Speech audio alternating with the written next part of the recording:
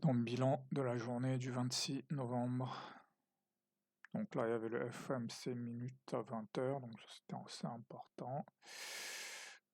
Calendrier de la semaine, voilà. Earning, pas grand-chose cette semaine, pas d'earning majeur. Donc on rappelle, quand je commence à me focaliser sur le SLETP, j'essaie de deviner le marché pour revenir au système. Donc qu'est-ce que je veux voir, quels sont mes signaux, quels sont mes signal bars. Être très concentré pour détecter et trader correctement les 2-3 moments ou 2-3 journées directionnelles. Il y a dans chaque journée, il y a une forte probabilité qu'il y ait un moment facile. Et dans ces moments faciles, il ne faut pas être complaisant. Au contraire, c'est là où il faut être le plus agressif.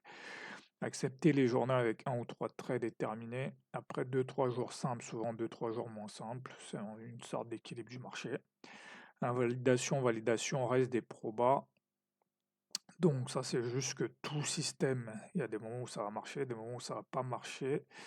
Ce qu'il faut faire, c'est choisir mon signal et trader dans un seul sens. Ça, c'est important parce qu'il ne faut pas être dans un état d'esprit où je me dis que tout peut se produire. Il faut se dire qu'à un moment donné, il est plus probable que quelque chose se produise en fait.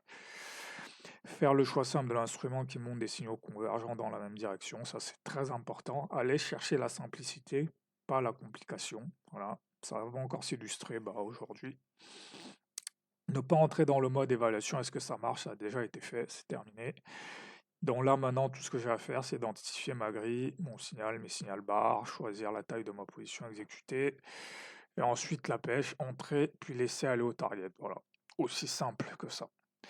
La clé ici, c'est de faire, c'est de faire, c'est de choisir ce qu'il y a de plus simple en fait. Quand les trois indices restent dans l'open range, choisir celui qui a montré au moins un break ou du volume.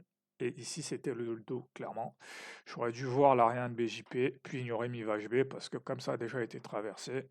Ensuite, là, en ordre d'achat, j'aurais pu en mettre un sur BJP, un ordre de vente sur AJP. Ensuite, les trappes ici.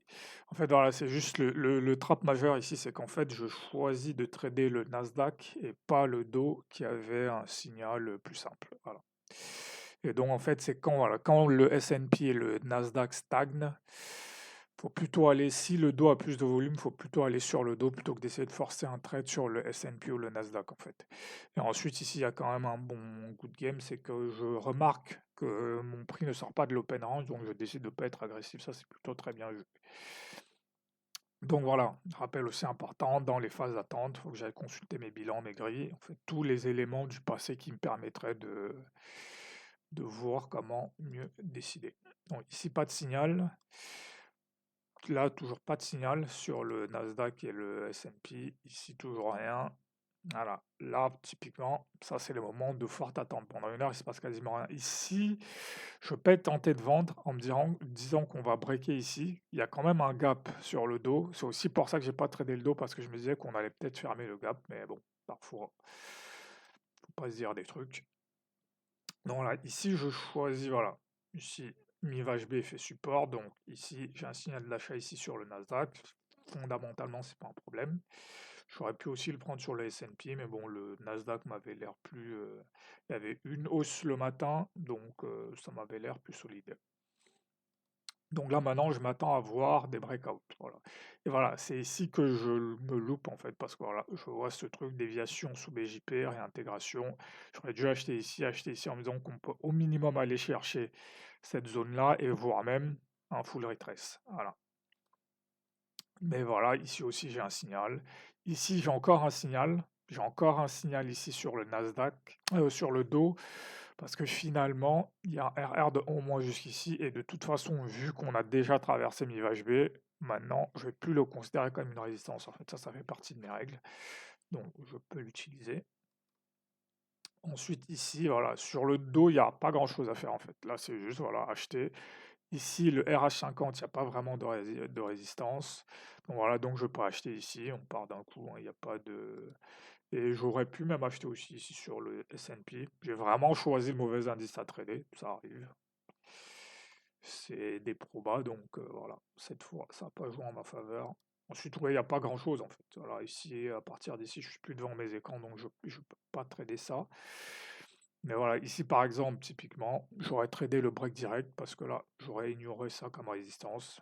Vu ce qui s'est passé, pareil, ici j'aurais pu continuer à acheter sur le dos en me disant que voilà, bon après, vu qu'il y avait le FOMC à 20 h, dans tous les cas à 19 h, je me serais arrêté, mais je peux voir que là même à 19 h, bah, il y avait quand même des trades à prendre. Donc voilà, et là, le FOMC minute est plutôt bien accueilli, donc là, même si j'avais voulu trader après, j'aurais pu prendre ici pour un RR1 test AJP. Donc c'est pas, voilà, techniquement c'est pas une journée compliquée, mais avec le FOMC minute, le gap sous le dos, c'était un peu perturbant, mais une fois de plus, en termes de signaux, il n'y a rien de compliqué. Donc voilà, sur cette journée-là, donc si je vais voir ici, sur le dos, donc le dos continue dans sa dynamique de hausse, voilà. Il a légèrement plongé sous les mi-VHV, mais immédiatement repassé au-dessus. Donc ça, signal de force très clair. Le Nasdaq, pareil en fait. Ça va moins vite, mais ça reste toujours les acheteurs qui ont le contrôle. Ça, il n'y a pas d'ambiguïté là-dessus. Donc ça veut dire que quand ça descend, le mieux que j'ai à faire, c'est d'acheter.